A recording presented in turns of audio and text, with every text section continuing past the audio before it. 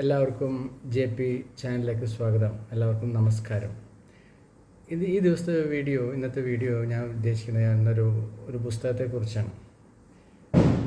ആദരണീയനായ TN പ്രതാപൻ്റെ ഓർമ്മകളുടെ സ്നേഹതീരം എന്ന് പറഞ്ഞ ആ പുസ്തകമാണ്. ഓർമ്മകളുടെ നല്ല പുസ്തകമാണ്. വളരെയധികം ഹൃദയസ്പർശിയായിട്ടുള്ളൊരു പുസ്തകമാണ്. എല്ലാവരും വായിക്കണമെന്നാണ് എൻ്റെ അഭിപ്രായം. പ്രത്യേകിച്ച് മണപ്പുറം ആ ഏരിയയിലുള്ളവർ ജീവിച്ചിരിക്കുന്നവർ, അവിടുത്തെ യുവാക്കൾ എല്ലാവരും ഒന്ന് ഇദ്ദേഹത്തിൻ്റെ പുസ്തകങ്ങൾ, പഴയ കാലത്തെ ഓർമ്മകളൊക്കെ ഒന്ന് മനസ്സിലാക്കാനും അന്നത്തെ ജീവിതത്തെക്കുറിച്ചൊക്കെ ഒന്ന് മനസ്സിലാക്കാനും ഈ പുസ്തകം വളരെയധികം ഉപകരിക്കും. മാത്രമല്ല സാനുമാഷിൻ്റെ ഒരു അവതാരികയും കൂടെ ഉണ്ട്. ഒരു പട്ടിന് ഒരു കസവെന്ന പോലെ ഈ പുസ്തകത്തെ കൂടുതൽ ഭംഗിയാക്കിയിട്ടുണ്ട് അദ്ദേഹത്തിൻ്റെ അവതാരിക. തീർച്ചയായിട്ടും നല്ല പുസ്തകമാണ്. അന്നത്തെ പ്രതാപൻ്റെ ജീവിതം, അന്നത്തെ സ്കൂൾ, പിന്നെ അദ്ദേഹത്തിൻ്റെ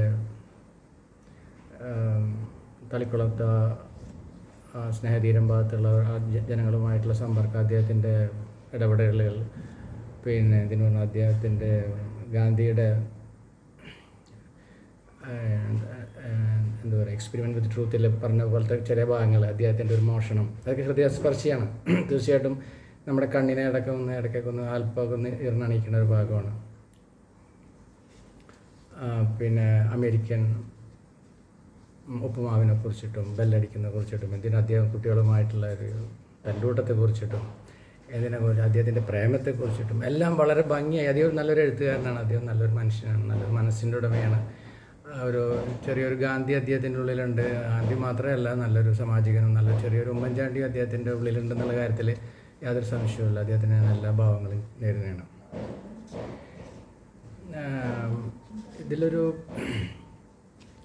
നമ്മളൊരു പുസ്തകത്തെ സമീപിക്കുമ്പോൾ അതിൻ്റെ ഗുണങ്ങൾ മാത്രമല്ലല്ലോ, അതിൻ്റെ കുറച്ചൊരു ചെറിയ വിമർശനത്തോടെ കാണണമല്ലോ. ഇതിൻ്റെ ഭാഗമാണല്ലോ. അതിൽ അല്പം ഒരു പൊളിറ്റിക്കൽ നിറം വന്നാലും അതിൽ സ്വാഭാവികമാണ്. എല്ലാവർക്കും രാഷ്ട്രീയമുണ്ട്. ഇതിൽ രാഷ്ട്രീയാതീതമായിട്ടാണ് ഞാൻ പറയുന്നത്. അദ്ദേഹത്തിന് നല്ലൊരു റൈറ്ററാണ് അദ്ദേഹം, നല്ലൊരു കഴിവുള്ള ആളാണ്. പക്ഷെ അദ്ദേഹത്തിൻ്റെ ഇതിലൊരു കാര്യം ഞാൻ ശ്രദ്ധിച്ചത് എന്താണെന്ന് വെച്ച് കഴിഞ്ഞാൽ, ഈ പുസ്തകത്തിൽ അദ്ദേഹം പറയുന്നുണ്ട്, അദ്ദേഹം അനുഭവിച്ച ജാതിവെറികളെ പറ്റി പറയുന്നുണ്ട്. അന്നത്തെ 70കളിൽ അല്ലെങ്കിൽ 60കളുടെ അവസാനങ്ങളിൽ, 70കളിലൊക്കെ 80കളിലൊക്കെ അദ്ദേഹം അനുഭവിച്ച ജാതിവെറികൾ അതെനിക്ക് ശരിക്കും പറയാൻ മനസ്സിലാവുന്നില്ല. കാരണം ഈ മണപ്പുറം ഏരിയ എന്ന് പറഞ്ഞാൽ, മണപ്പുറം, ഈ കയ്പമംഗലം, വള്ളപ്പാട്, തൃപ്പയാറ്, ഇടമട്ടം, അല്ലെങ്കിൽ നാട്ടിക, തളിക്കുളം, കടന്നപ്പള്ളി, ഇതാണ് ഏരിയ. അവിടെ എങ്ങനെയാണ് അദ്ദേഹം ജാതി വരി, അതും സവർണർ എന്ന് അദ്ദേഹം പ്രത്യേകിച്ച് പറയുന്നുണ്ട്. ആരാണ് അവിടെ സവർണർ എന്ന് എനിക്കിപ്പോഴും മനസ്സിലാവുന്നില്ല. അവിടെ ഞാനവിടെ 77 വരെ 1977 ഞാൻ അവിടെ UP സ്കൂൾ കഴിഞ്ഞിട്ട് ഞാൻ ഇങ്ങോട്ട് മാറുന്നത്, എറണാകുളത്തേക്ക് മാറാം.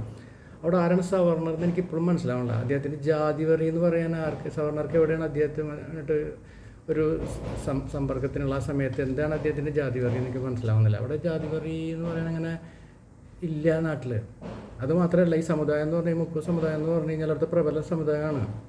അവിടെ ആ കാലഘട്ടത്തിൽ അവരെ ജാതി വിളിച്ച് അധിക്ഷേപിക്കുക എന്ന് പറഞ്ഞു കഴിഞ്ഞാൽ ആലോചിക്കാനും കൂടെ പറ്റില്ല, ഇപ്പോഴും പറ്റില്ല.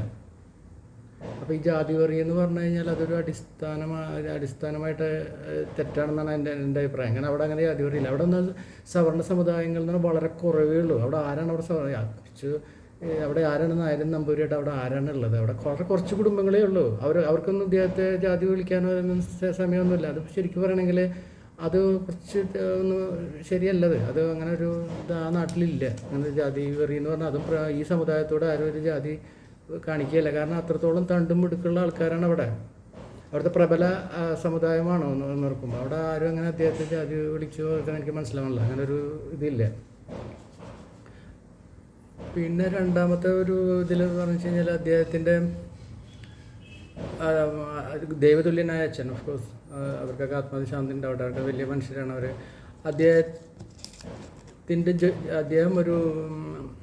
അദ്ദേഹത്തിൻ്റെ മോൻ, ഒരു കടലിൽ പോകുന്ന ഒരാളുടെ മോനെ എന്ന് വിളിച്ച് അധിക്ഷേപിക്കുന്നു എന്ന് പറയും. എനിക്കത് ഇപ്പോഴും മനസ്സിലാവുന്നില്ല. അവിടുത്തെ ആൾക്കാർക്ക് ഈ ജോലി, അല്ലെങ്കിൽ കടലിൽ പോകുന്ന ജോലി എന്ന് പറഞ്ഞു കഴിഞ്ഞാൽ അതൊരു മോശം പ്രവൃത്തിയായിട്ട് അങ്ങനെ തോന്നുന്ന ജനവിഭാഗമല്ല. അതിലഭിമാനിക്കുന്നവരാണ് അവിടെ ഉള്ളവർ. എനിക്ക് വ്യക്തമായിട്ട് അറിയാം. അവിടെ ഈ ജോലി അത്ര മോശം ജോലിയല്ല. അതിപ്പോൾ പലരും അവിടുത്തെ ആൾക്കാരോട് ചോദിച്ചാൽ അറിയാം. ഓഫ് കോഴ്സ് ദാരിദ്ര്യം എല്ലായിടത്തും ഉണ്ടായിട്ടുണ്ട്. ദാരിദ്ര്യം ഈ നാട്ടികയിൽ മാത്രമല്ല, നാട്ടികലും തലക്കുളത്ത് മാത്രമല്ല ഉണ്ടായത്. നമ്മൾ കേരളത്തിൻ്റെ ചരിത്രം പഠിച്ചാൽ ആ സമയത്തൊക്കെ എല്ലായിടത്തും ദാരിദ്ര്യം തന്നെയാണ്, എല്ലാവർക്കും ഉണ്ട്. എല്ലാ വിഭാഗക്കാരും അനുഭവിച്ചിട്ടുണ്ട് ദാരിദ്ര്യം, എല്ലാവരും അനുഭവിച്ചിട്ടുണ്ട്. പക്ഷേ ഈ ഈ ഈ കടലിൽ പോകുന്നൊരു വളരെ മോശം ഒരു ജോലിയാണെന്നോ അങ്ങനെ ആർക്കും അവിടെ അഭിപ്രായമില്ല. അത് അദ്ദേഹത്തിൻ്റെ തന്നെ ഒരു പെർസ്പെക്റ്റീവിൽ, നിരീക്ഷണത്തിൽ വന്ന ഒരു തെറ്റാണെന്ന് തന്നെ ഞാൻ അതിൽ ചൂണ്ടിക്കാണിക്കുന്നുണ്ട്. വളരെ തെറ്റ് തന്നെയാണ് അത്, തീർച്ചയായിട്ടും അങ്ങനെയല്ല. അത് അവിടെ ഉള്ളവർക്ക് അതിനെ അഭിമാനിക്കുന്നവരാണ് ആ നാട്ടുകാരും. പക്ഷെ അദ്ദേഹത്തിൻ്റെ വീഡിയോയിൽ അദ്ദേഹം പറയുന്നുണ്ട്, അതാണ് ഇതിൻ്റെ ഒരു വൈരുദ്ധ്യാത്മകത. അപ്പോൾ ലാസ്റ്റിൽ അദ്ദേഹത്തിൻ്റെ ഒരു വീഡിയോ ഉണ്ടപ്പോൾ അദ്ദേഹം പറയുന്നുണ്ട്, ഞാൻ പച്ചമീൻ്റെ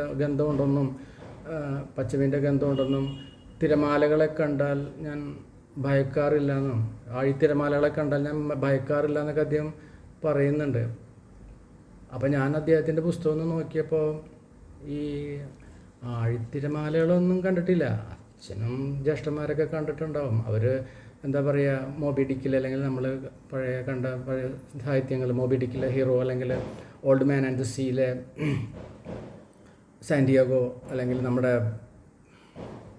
ചെമ്മീനിലെ പളനി, അവരെ പോലെ അവർക്ക് കഴിക്കാം. അവരെ നമ്മൾ റെസ്പെക്റ്റ് ചെയ്യണോ? അവരൊക്കെ ഒറ്റയ്ക്ക് വഞ്ചി തുഴഞ്ഞ് ആഴിത്തിരമാലകളൊക്കെ കടന്ന് സ്രാവിനെയും ഒക്കെ പിടിക്കാൻ പോയിണ്ടാവും. പക്ഷെ ആ ഒരു ഭാഗം ഞാൻ ശരിക്കും പുസ്തകം കണ്ടപ്പോൾ ഞാൻ ഇയാളുടെ ഒരു ഹീറോയിനെ കണ്ടത്. അദ്ദേഹം അതിനെപ്പറ്റിയൊക്കെ വല്ലതും ഉണ്ടോ, ആഴക്കടലിൽ സ്വന്തമായിട്ട് വഞ്ചിയെടുത്ത് പോയ എന്തെങ്കിലും ഒരു ഇതൊക്കെ ഉണ്ടോ എന്ന് ഞാൻ വെറുതെ ഒന്ന് ആശിച്ചു പോയി. പക്ഷെ അങ്ങനെയൊന്നുമില്ല. അദ്ദേഹത്തെ തീരത്ത് കൊട്ടയിൽ നിന്ന് അവർ വരണേ നോക്കി നിന്ന ഒരു ചരിത്രം എടുക്കുള്ളൂ. അപ്പന്മാർ വലിയ ആനക്കൊമ്പത്തിരിക്കുന്നവരാണ്, അല്ലെങ്കിൽ അപ്പന്മാരാണ്.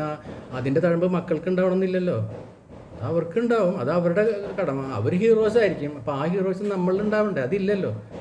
അപ്പോൾ ഒരു വശത്ത് ഞാൻ ആഴിത്തിരമാല പേരിച്ച് കടന്നവനാണ്. മറ്റേതിൽ കഥയിൽ പറയുമ്പോൾ ഇതെല്ലാം എന്തോ ഒരു ജാതി പറയും, അല്ലെങ്കിൽ ഈ ജോബ് ഒരു ഇതാണെന്നും പറയുന്നു. അപ്പോൾ അതൊരു ശരിക്കും പറയണമെങ്കിൽ അവിടുത്തെ ജനങ്ങളെ അവിടുത്തെ ജനങ്ങൾക്ക് ഇതിനോട് ഒരാവേശമുള്ളുണ്ട്. അതിപ്പോൾ പലരും ആ ജോലിക്ക് പോകും. അതിപ്പോൾ കടലിൽ പോകണവർ തന്നെ വന്നു കഴിഞ്ഞാൽ പശുവിനെ വളർത്തും, കൃഷിയും ചെയ്യും, എല്ലാം ചെയ്യും. അങ്ങനെയുള്ളൊരു സമൂഹമാണ് ആ ഭാഗത്തുള്ളവർ. അവരെ വ്യക്തമായിട്ട് എനിക്കറിയാം. അപ്പോൾ അത് അങ്ങനത്തെ ആൾക്കാരല്ല. ഇദ്ദേഹം ഓഫ്കോഴ്സ് ആസ് എൻ MLA അദ്ദേഹം പല കാര്യങ്ങൾ ചെയ്തിട്ടുണ്ട്. ഓഫ്കോഴ്സ് ഇതിലത്തെ ഈ പുസ്തകത്തിൻ്റെ ഓർമ്മകളുടെ സ്നേഹതീരം എന്നാണ്. തീർച്ചയായിട്ടും അദ്ദേഹത്തിൻ്റെ ഭാഗത്തിൽ നിന്നുണ്ടായതുള്ളതാണത്. അദ്ദേഹത്തിൻ്റെ ഇടപെടലുണ്ട്. നാട്ടിക എന്ന് പറഞ്ഞു കഴിഞ്ഞാൽ പണ്ടത്തെ പോലെയല്ല. ഇപ്പോൾ നാട്ടിക വളരെയധികം ഇമ്പ്രൂവ് ആയി. നാട്ടിക തലക്കുളം എന്നൊക്കെ പറഞ്ഞു കഴിഞ്ഞാൽ ഇപ്പോൾ പണ്ടൊക്കെ പോകുമ്പോൾ അധികം ആൾക്കാരില്ല, കുറച്ച് ദാരിദ്ര്യവും പട്ടിണിയും കുടിലുകളായിരുന്നു. ഇന്നിപ്പോൾ റിസോർട്ടുകളായി, ടൂറിസ്റ്റ് ഡെസ്റ്റിനേഷനായി. അതിനൊക്കെ ഈ MLA എന്നുള്ള നിലക്ക്, ഞാൻ വീണ്ടും പറഞ്ഞു, MLA എന്നുള്ള നിലക്ക് ഇദ്ദേഹത്തിൻ്റെ ഇടപെടലുകൾ അവിടെ ശക്തമായിട്ട് അവിടെ ഉണ്ടായിട്ടുണ്ട്. ഇദ്ദേഹത്തിൻ്റെ കോൺട്രിബ്യൂഷൻസ് ഉണ്ടായിട്ടുണ്ട്. ജനങ്ങളിൽ വളരെയധികം മാറ്റങ്ങൾ, ജീവിത നിലവാരത്തിൽ മാറ്റങ്ങൾ ഉണ്ടായിട്ടുണ്ട്. ഓഫ്കോഴ്സ് ഗൾഫിൽ പോയി, ഇപ്പോൾ പല യൂറോപ്പിലൊക്കെ പോകേണ്ട നാട്ടിക തലക്കുളമൊക്കെ ഒരു ടൂറിസ്റ്റ് ഡെസ്റ്റിനേഷനാണ്. അവിടെ കണ്ടമാനം വിദേശികളൊക്കെ വരുന്നുണ്ട്. അതിൻ്റെ റവന്യൂസ് ആ നാട്ടിൽ എല്ലാവർക്കും ഉണ്ട്, ജോലിയൊക്കെ എല്ലാവർക്കും ഉണ്ട്. ഓഫ്കോഴ്സ് ഇയാളും മാത്രമല്ല, പ്രധാനം മാത്രമല്ല, ഓഫ്കോഴ്സ് അവിടുത്തെ ഒരു ലുലു ഗ്രൂപ്പിൻ്റെ ആ ഒരു ഇടപെടലും ഉണ്ട്. അവരൊക്കെ വളരെയധികം ഈ തലക്കുളം നാട്ടിക ഭാഗത്തെ പ്രൊമോട്ട് ചെയ്യുന്നുണ്ട്. മിക്ക വീട്ടിൽ നിന്നുള്ള ആൾക്കാർ യൂറോപ്പിലൊക്കെ പോയി. ഇപ്പം എല്ലാ കുടുംബങ്ങളിലും എന്താ പറയുക, സ്മാർട്ട് ഫോണോ അല്ലെങ്കിൽ ആൻഡ്രോയിഡ് ഫോണോ ഇല്ലാത്ത വീടുകളില്ല അവിടെ. ശരിക്കും പറഞ്ഞെങ്കിൽ ഈ പട്ടണങ്ങളിലേക്കാൾ കൂടുതൽ നല്ലൊരു ജീവിത നിലവാരം അവിടെ ഉള്ളവർ അനുഭവിക്കുന്നുണ്ട്. അപ്പോൾ ഞാൻ വ്യക്തമായിട്ട് എനിക്കറിയാം, കാരണം എനിക്ക് ആ നാടുമായിട്ട് വളരെ വൈകാരിക ബന്ധമുള്ള ആളാണ് ഞാൻ. അപ്പോൾ അതൊക്കെ അദ്ദേഹത്തിൻ്റെ നല്ല കാര്യങ്ങളാണ്. അദ്ദേഹത്തിൻ്റെ ഇടപെടലുകളൊക്കെ നന്നായിട്ടുണ്ട്. പക്ഷേ കുറേ കാലമായിട്ട് ഇപ്പോൾ അദ്ദേഹത്തിൻ്റെ വാക്കുകളായാലും അദ്ദേഹത്തിൻ്റെ ഡയലോഗുകളായാലും ആ പഴയ ആ പ്രതാപൻ്റെ വാക്കുകളല്ല ഇടപെടലുള്ളത്. അപ്പോൾ നമ്മളൊരു MLA അല്ലെങ്കിൽ MP ആയാലും നമ്മൾ പ്രതീക്ഷിക്കുന്നത് ഈ വലിയ ഈ ആത്മഹത്യാപരെന്ന് പറയുന്ന പോലെ കൂടുതൽ ആത്മപ്രശംസകളല്ല, നമുക്ക് വേണ്ട ഡയലോഗുകളല്ല, നമുക്ക് വേണ്ടി ഈ മതേതരത്വം അങ്ങോട്ട് പുഴുങ്ങലല്ല. നമുക്ക് വേണ്ടത് പ്രവൃത്തിയാണ്. നമുക്ക് വേണ്ടത് ആക്ഷൻസാണ്. ഇന്നത്തെ വെല്ലുവിളികൾ എന്ന് പറഞ്ഞു കഴിഞ്ഞാൽ ഇന്നത്തെ ആൾക്കാർക്ക് ഈ മതേതരത്വം കൊണ്ട് വലിയ കാര്യമൊന്നുമില്ല. ഏത് മതമായാലെങ്കിലും എന്ത് ചെയ്യാൻ പറ്റും, നിങ്ങൾക്ക് നാടിന് വേണ്ടി എന്ത് ചെയ്യാൻ പറ്റും, അതാണ് നോക്കേണ്ടത്. മതേതരത്തിന് വേണ്ടി ഇങ്ങനെ എല്ലാ കോംപ്രമൈസിനും വേണ്ടിയില്ല നുണകളൊന്നും ഉണ്ടാക്കരുത്. എല്ലാം സ്ട്രൈറ്റ് ആയിട്ടും മതത്തിനൊന്നും അത്ര വലിയ കാര്യമില്ലടോ. ഇപ്പോൾ ഏറ്റവും വലിയ കാര്യം എന്ന് പറഞ്ഞു കഴിഞ്ഞാൽ മതം എന്ന് പറഞ്ഞാൽ ഒരു വേരിയബിൾ, മനുഷ്യൻ്റെ 100 വേരിയബിളുള്ള ഒരു വേരിയബിളുള്ള മതം. അതിൽ കഴിഞ്ഞ് വലിയ കാര്യം അതിന് പ്രസക്തി കൊടുക്കണ്ട. ആരും മതത്തിൻ്റെ ഒരു മനുഷ്യനും, ഹിന്ദു ആയാലും മുസ്ലിം ആയാലും, ആ മതത്തിൻ്റെ ആ പുസ്തകങ്ങളിൽ അങ്ങോട്ട് മയങ്ങുന്ന വ്യക്തികളൊന്നുമല്ല ആരും. പക്ഷേ എന്ത് ചെയ്തു, എന്ത് നിങ്ങൾക്ക് ചെയ്യാൻ കഴിയുമെന്നുള്ളതാണ് ഇന്നത്തെ പുതിയ വെല്ലുവിളികളിൽ. നിങ്ങൾക്ക് എന്ത് ചെയ്യാൻ കഴിയും, അതാണ് നോക്കേണ്ടത്. അതിന് കോൺട്രിബ്യൂഷൻ ആവാൻ നിങ്ങളുടെ ചിറകുകൾക്ക് ഇതുണ്ടാണ്. അതിന് നിങ്ങൾക്ക് കൂടുതൽ ഇടപെടൽ വേണം. ഇപ്പോൾ ഒരു ഡയലോഗ് ഞാൻ കേട്ടു, എന്താണ്, മോദിയുടെയും ഇവിടെ വിരൽ ചൂണ്ടി ഞാൻ സംസാരിച്ചു. ഇതൊന്നും വലിയ കാര്യമൊന്നുമില്ല. അത്ര അപ്പോൾ അതിന് വേണ്ടി അവിടെ പോകണം, അവരിങ്ങോട്ട് വരുമല്ലോ. നിങ്ങൾക്ക് ഇടപെടാൻ സാധിക്കണം. നിങ്ങളുടെ തന്നെ തോമസ് മാഷ് ഉണ്ടല്ലോ, മറ്റേ KV തോമസ്, അയാൾക്കും ഒരു മത്സ്യഗന്ധമുള്ള ആളാണല്ലോ. അയാളൊക്കെ എവിടെ വേണമെങ്കിലും ആരുടെ വേണമെങ്കിലും നാട്ടുകാർക്ക് വേണ്ടി അയാൾ ഇടപെടും. അങ്ങനത്തെ ഇടപെടാൻ നിങ്ങൾക്ക് സാധിക്കുമോ എന്നാണ് നോക്കേണ്ടത്. ഏത് ആകാശത്തിലും പറക്കാനുള്ളൊരു കഴിവ് നിങ്ങൾക്ക് ഉണ്ടാവണം. ഏത് സാഹചര്യത്തിലും ഇടപെടാനുള്ള സാഹചര്യം ഉണ്ടാവണം. ആ സാഹചര്യം ഇല്ലെങ്കിൽ ഉണ്ടാക്കണം. ഇനിയും നിങ്ങൾ ഇലക്ഷൻ നിൽക്കുമ്പോൾ അത് നോക്കണം. അത് നിങ്ങൾക്ക് സ്വയം ഉണ്ടോ, അത് നിങ്ങൾക്ക് ആചരിക്കാനുള്ള കഴിവുണ്ടോ, അതോ ഇല്ലെങ്കിൽ പിന്നെ ഈ നേരെ നോക്കിയുള്ള വർത്തമാനം മാത്രമാണോ? അതാണെങ്കിൽ ജനങ്ങൾ പറയണം, സോറി സാർ, നിങ്ങളത് ആർജിച്ചു വരൂ, എന്നിട്ട് നിങ്ങൾ നിൽക്കൂ, എന്നിട്ട് നിങ്ങൾ അടുത്ത ആകാശത്തിലേക്ക് പറക്കൂ. ഇല്ലെങ്കിൽ നിങ്ങളൊരു MLA എന്നുള്ളവർക്ക് നിങ്ങൾ സ്ട്രോങ് ആണ്. MLA നിങ്ങളൊരു പുലിയാണ് ശരിക്കും പറയുകയാണെങ്കിൽ. കാരണം അങ്ങനെ ഉണ്ടായിക്കഴിഞ്ഞാൽ കുറേ ഓർമ്മകളുടെ സ്നേഹതീരങ്ങൾ ഇനിയും കേരളത്തിൽ വരും. കാരണം നിങ്ങൾക്ക് കിട്ടുന്ന വളവും മണ്ണും ഈ നാട്ടിൽ നിന്ന് കിട്ടും. പക്ഷേ പുതിയ ഭൂമികയിൽ പറക്കാൻ, അല്ല പുതിയ ആകാശത്തിലേക്ക് പറക്കാൻ ഉള്ള ആ ഒരു വിങ്സിൻ്റെ സ്ട്രെങ്ത് നിങ്ങൾക്കില്ല. അതും നിങ്ങളൊരു കുറവാണ്, അത് കുറവാണ്. നിങ്ങളൊരു നല്ല റൈറ്ററാണ്, നിങ്ങളൊരു നല്ല മനുഷ്യനാണ്, നിങ്ങളൊരു ഗാന്ധിയനാണ്. നിങ്ങൾക്ക് കുറേ പോസിറ്റീവ് ഇത് ഞാൻ കാണുന്നു. തീർച്ചയായിട്ടും നിങ്ങളോട് എനിക്കൊരു ബഹുമാനമുണ്ട്. പക്ഷേ നിങ്ങളുടെ തട്ടകത്തിൽ നിങ്ങളുടെ ഒരു വേറെ തട്ടകത്തിലേക്ക് ഇപ്പോൾ ഇതിലേക്ക് പോകുമ്പോൾ, ഇപ്പോൾ നിങ്ങളൊരു നോർത്ത് ഇന്ത്യൻ ഇതിലേക്ക് പോകുമ്പോൾ ആ ഭൂമികയിൽ അല്ലെങ്കിൽ ആ ഒരു ആകാശത്ത് പറക്കാനുള്ള സ്ട്രെങ്ത് നിങ്ങളുടെ വിങ്സിന് ഇല്ല. അല്ലെങ്കിൽ നിങ്ങൾ ഉണ്ടാക്കണം. അതിന് നിങ്ങളുടേതായ മനസ്സിൻ്റെ ഈഗോ ബാരിയേഴ്സൊക്കെ മാറ്റി ഇടപെടണം നാടിന് വേണ്ടിയിട്ട്. അത് നിങ്ങൾക്ക് വേണ്ടിയിട്ടില്ല, നാട്ടുകാർക്ക് വേണ്ടിയിട്ടാണ് ഇടപെടണം. അല്ലാണ്ട് വിരൽ ചൂണ്ടി സംസാരിച്ചോട്ട് അല്ലെങ്കിൽ അവരുടെ മൂക്കിന് നേരെ നോക്കി അതൊന്നും വലിയ ഡയലോഗല്ല ഇന്നത്തെ ജനങ്ങൾക്ക് വേണ്ട. പുതിയ ലോകത്തേക്ക് മനസ്സിനെ ഷൂട്ട് ചെയ്തുകൊണ്ടിരിക്കുന്ന തലമുറയാണ് ഇപ്പോൾ നാട്ടികയിലായാലും കേരളത്തിലായാലും. ആ കുട്ടികൾക്ക് വേണ്ടി, ആ യുവതലമുറയ്ക്ക് വേണ്ടി നിങ്ങൾക്ക് എന്ത് ചെയ്യാൻ പറ്റും? അതിന് നിങ്ങളൊന്ന് താഴ്ന്നു കൊടുക്കണം. നാടിന് വേണ്ടി നിങ്ങൾ താഴ്ന്നു കൊടുക്കണം. ആ ഒരു മനസ്സ് ഉണ്ടായെങ്കിൽ മാത്രമേ നിങ്ങൾ ഇനിയും പോകാൻ പാടുള്ളൂ.